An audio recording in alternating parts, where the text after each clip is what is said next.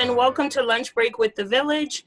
I am Yvette Young, the Associate Vice President of Programs and Advocacy at the Village for Families and Children. We are so thrilled that you're joining us today for our broadcast, and we would love to know where you are logging in from. So please comment your location, your organization, where you're calling in from or viewing from today. We'd love to hear from you.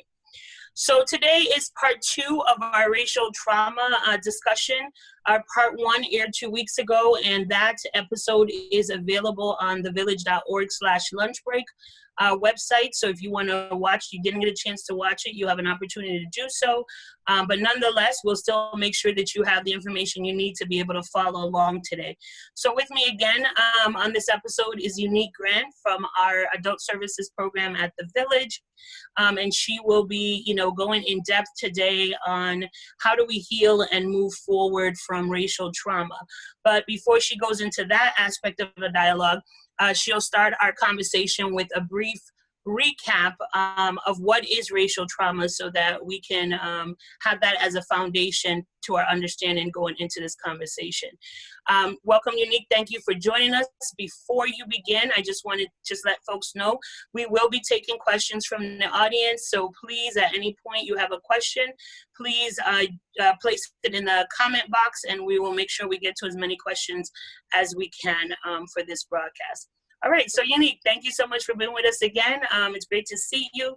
And let's start the discussion with a brief recap on what is racial trauma. Absolutely, and thank you guys for having me. So last 2 weeks ago, what we did is we jumped into first, of course, the definition or how we define racial trauma.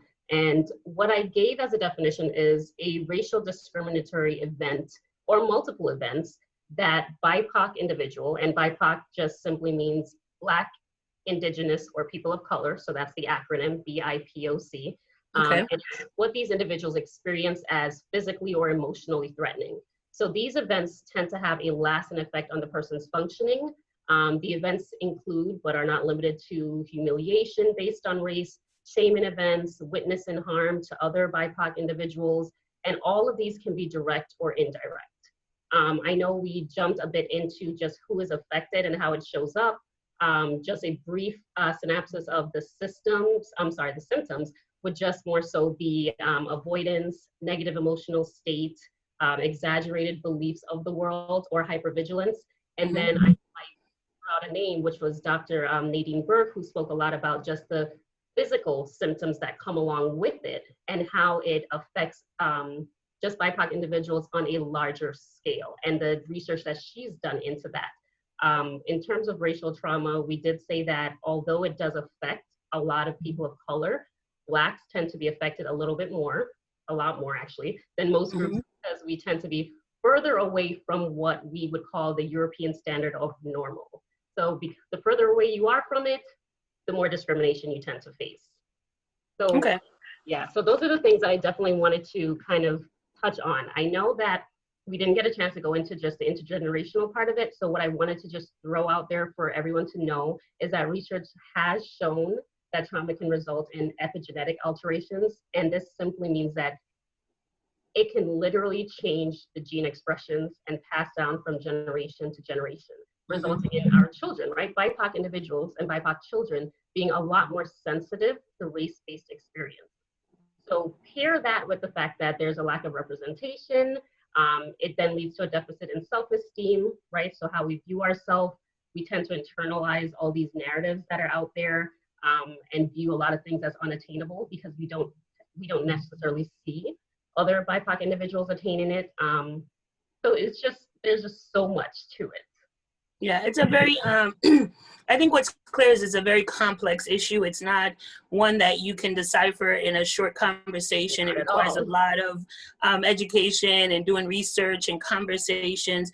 But I think what is great about what you're sharing is it gives us some foundation to stand on, and for folks to be able to digest how impactful racism is in the lives of people of color and the damage that it truly does to those individuals in regards to their mental health and physical health. So when we think about the fact that it is having such a massive impact on well-being, and the fact that it is moving from generation to generation, and that it will take generations to repair the damage that has been done, right? And so even if we were to end racism tomorrow, the impact that it has had, the trauma that it has left in our minds and our bodies and our spirit will take generations to repair.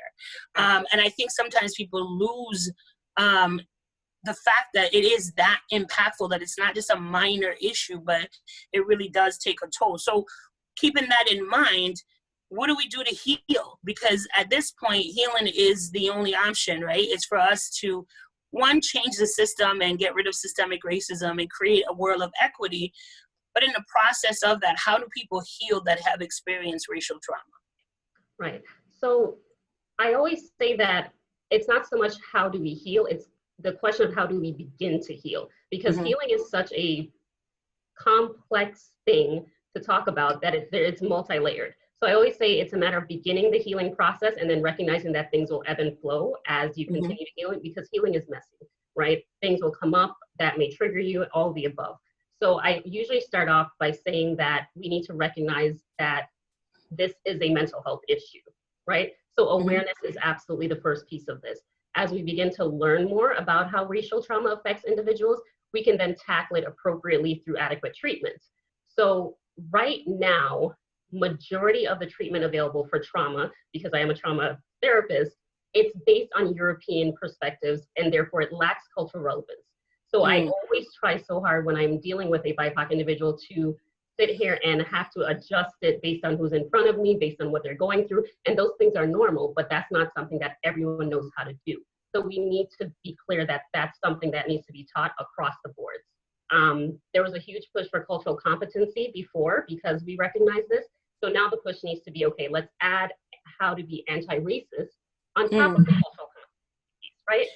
So let me have you pause for a second there, right? Because I mean, the healing process is going to be very complex, and you know, we're going to have a lot of conversation around that. But I wanted to just anchor where you are right now, which is this idea of the models that we use clinically are not based on, you know, cultural, racial sensitivity, right? And so what are some recommendations when you talk about being an anti-racist with a focus like that? What does that mean? What does that look like? So for anyone who's listening right now going like, wow, I didn't think about that. I want to definitely be able to provide a service that is meaningful for a person of color. What would you recommend to help them be able to do that work? So a lot of it will be recognizing that there's a huge difference between empathy and sympathy, and a huge difference between intent and impact. So I always use those as just the baseline to say, cultural competency is more being aware that you have biases, that they may come up. Being anti-racist is the action that goes with it. How do I clearly show that I'm being anti-racist? How do I make statements that are aligned with what I feel, you know, I need to be? So how do I make statements that are not invalidating the person in front of me, right? So not using blanket statements, and I'll get into that a bit more, but not using blanket statements such as if someone's sharing an experience, you say something like, well, not all white people are the same. Like we're aware of that. And that's a blanket statement that then invalidates the experience that I just went through. And that's not okay. Your intent behind it is you're trying to comfort me in some way, but the impact it has is completely different. So literally anti-racist is the action of literally trying to dismantle racism in a specific way, whatever that way may look like, based on your comfort level. Excellent. Thanks for sharing that. You're welcome. So I'd say that with the awareness piece needs to be a dive into history. And this is the piece that we're missing worldwide, right? We're not taught about Black history when it comes to schools or anything like that. So diving into the history of and reading things such as, you know, like Dr. Joy DeGroy, reading Dr. Janet Helms, Resma Menachem has an awesome book that's out there, right? But beginning to get a bigger picture of the history of BIPOC individuals so that it not only promotes a sense of pride and patriotism, but also gives hope, right? And it's that hope piece that's needed. And it's that piece that BIPOC individuals are missing that can help them to break these negative stereotypes and help them to change this narrative that they've been given of what Black looks like, what Black should sound like, what Black is, right? Everyone's trying to define this idea of Blackness, and that narrative needs to be broken. And in order to break that narrative, we need to see where we're coming from so that we can recognize all these different significances in history and literally claim that and change it to what we need it to be. Okay. So what are some more of the healing process, the journey towards, because what you're sharing with us is really rich in regards to some of the system things, the awareness issues, the conversations, the dialogue that needs to happen to help in that healing process. What else can an individual who feels that they are suffering from racial trauma need to do to get to the other side? So I actually want to break this down into two different parts to make it very specific and to give everyone takeaway from it. So I'll start first with the actual BIPOC individuals that are dealing with it, right? So as I stated, we need to recognize that it is a mental health issue. We need to learn about the symptoms that we're having so that we can identify when we're having them and actually seek the help that's needed, right? We are very big on the village mentality. Reach out to your village if you're experiencing these symptoms. There's strength in numbers, and there are individuals that are willing and absolutely able to help with this in any way possible, right? So have a support system, just in case you don't have your own, reach out and create a support system, right? Self-care is a huge one. It's not only important, but it's absolutely very, very necessary. Ongoing trauma takes a toll, and you need to learn to disengage when necessary. So I always say that this is kind of translated to the burden isn't all yours. So you're not expected to always be pressured to define racism to someone or respond to questions if you don't want to, or explain your stance or your feelings if you don't want to. Unless you're comfortable, you are allowed to disengage and you're allowed to redirect to resources that that person can read. Have boundaries and encourage others to respect them, because all of this is like a huge, huge process, right? Find ways to show up in the ways that you're comfortable. So recognizing that in this fight, I always reference a sports team. In this fight, we have multiple players. We all have one goal, but there are multiple players in different positions. You do not have to be a frontliner, right? You can be a community organizer. You can be someone that, such as myself, who just does the healing work, which is, okay, you've been struggling, come to me, we can talk this through, let's process and heal, and then you can go back out there. There are multiple roles that you can play so that you are comfortable fighting this huge thing that we're facing together. So it's just a matter of recognizing all these specific pieces and creating the support system needed so that you can actually gain the knowledge you need to begin healing. Okay.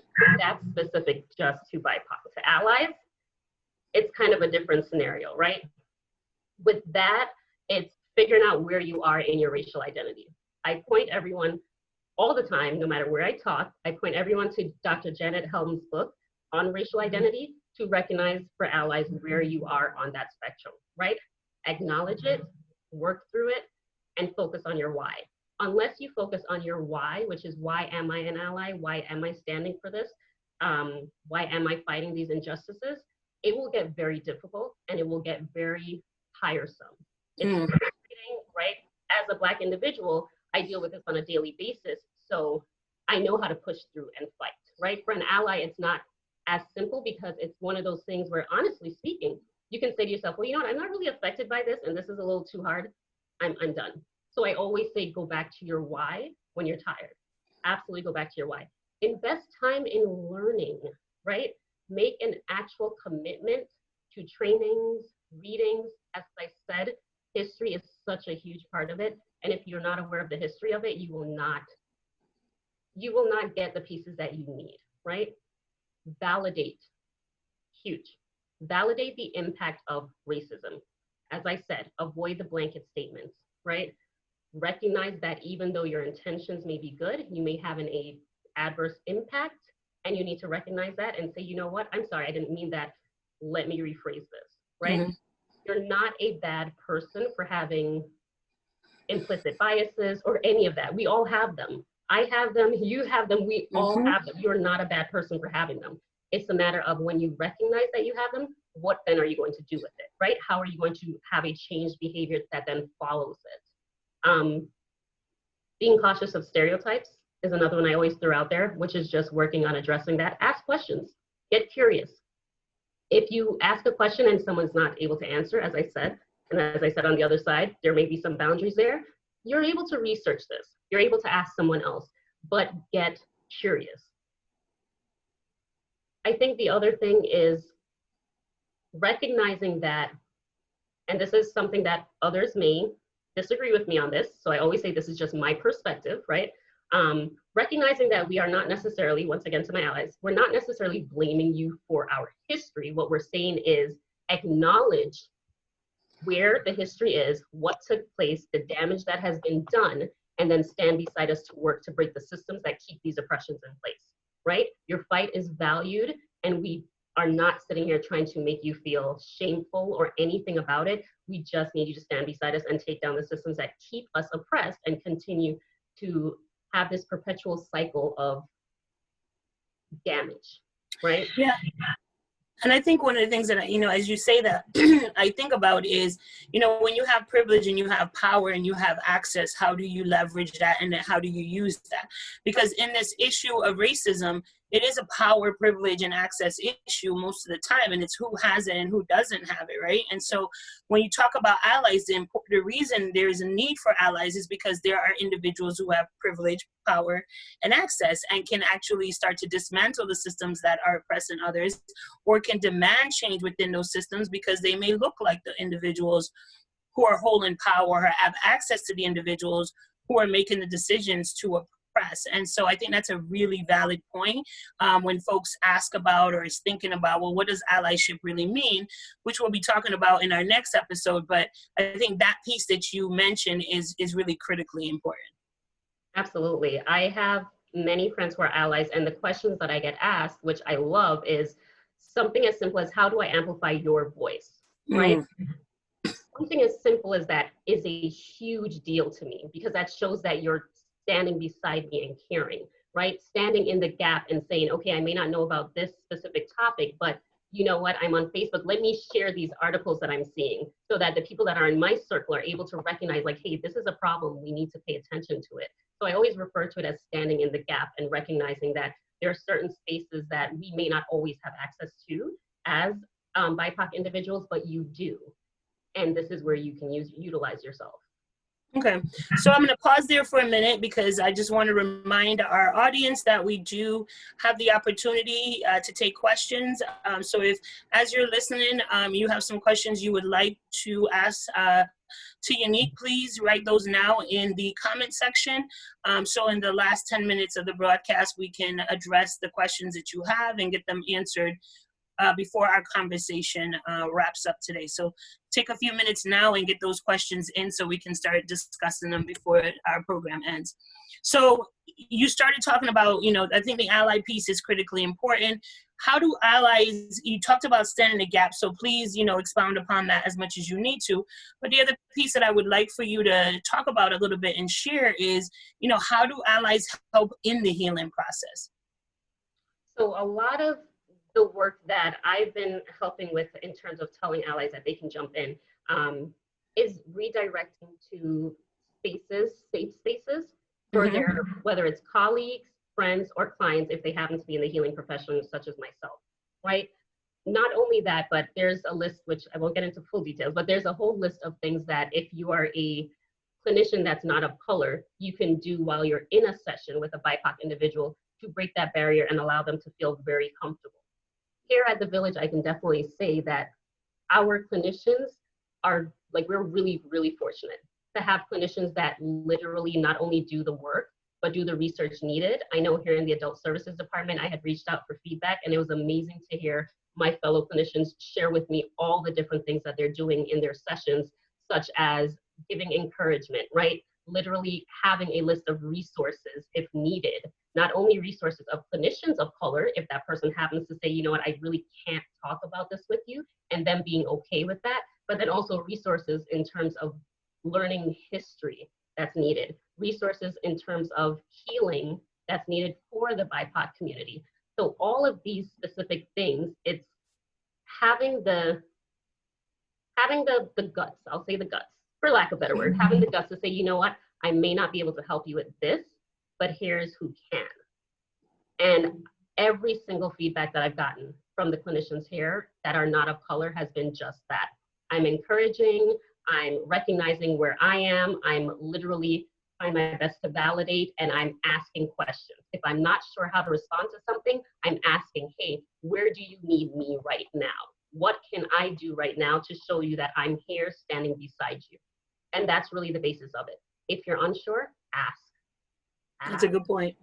That's a really valid point. And so with that in mind, there's a question that came in related to, you know, if I am a white individual and I want to be an ally and I want to be supportive and I want to help in this, you know, area, but I have fear that I might say the wrong thing, or I may make a comment that, you know, may further traumatize an individual because of my lack of understanding or awareness. How do we manage, or how do we support and encourage folks who want to help, who want to be visible, but fear that they may be seen as, oh, you don't understand this work, and, you know, you're making comments that are damaging to others?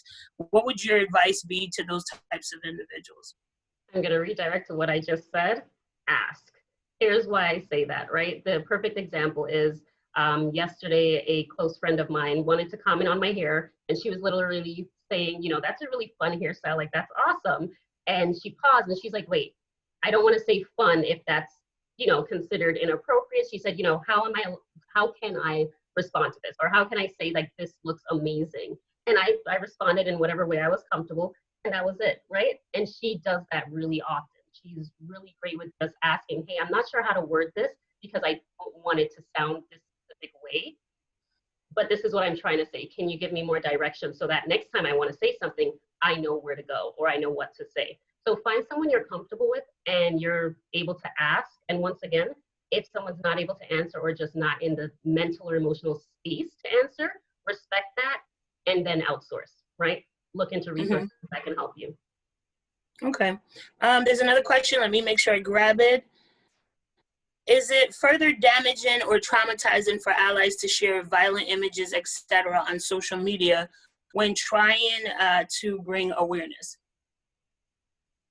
That's a tough one to answer. Here's why. It absolutely damages. It does damage in just the sense of secondary trauma, vicarious trauma, all the above, right? It definitely does damage to the person looking at it. However, I recognize that in a lot of instances, those visuals are needed to evoke the reaction of this needs to change, right? So I always say that that's based on an individual perspective, which is if you recognize that you're not in a space to look at this, bypass it, literally scroll past it, right? That's the best that we can do. Okay. So one of the things I wanted to spend a few minutes as we're going to get close to wrapping up is talking about is, you know, we have had, or people talk a lot about the talk that parents have to have with children of color to prepare them for going out into the world and the potential risk that exists for them. And that in doing that and having those conversations, that sometimes that is evoking trauma in children and bringing up fear and worry about how they think about their parents or their siblings or others, right? We watched a really good video at our virtual community meeting a month or so back, and you saw kids crying as the parents are having this conversation with them. So for any parent that is listening in that has to have these talks or have these conversations, how do they minimize the traumatic experience that that child might be having just preparing them? So this child hasn't maybe not have experienced anything yet, but they're trying to prepare them so they manage those situations well.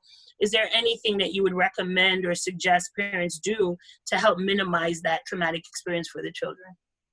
I definitely think that everything that's shared with regards to trauma it always needs to be age appropriate. So we need to prepare our children regardless of the fact for what could happen.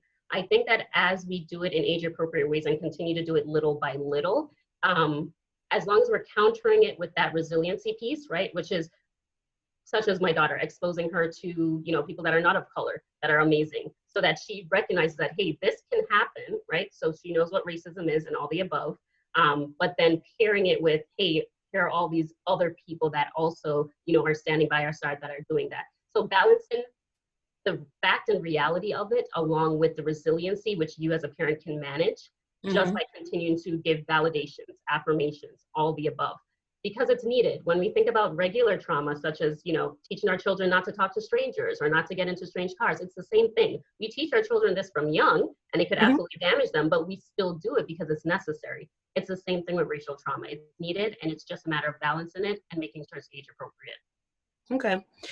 So for our audience, we have about 5 more minutes left of the broadcast. If you have a burning question that you would like to ask, please feel free to throw that in the chat.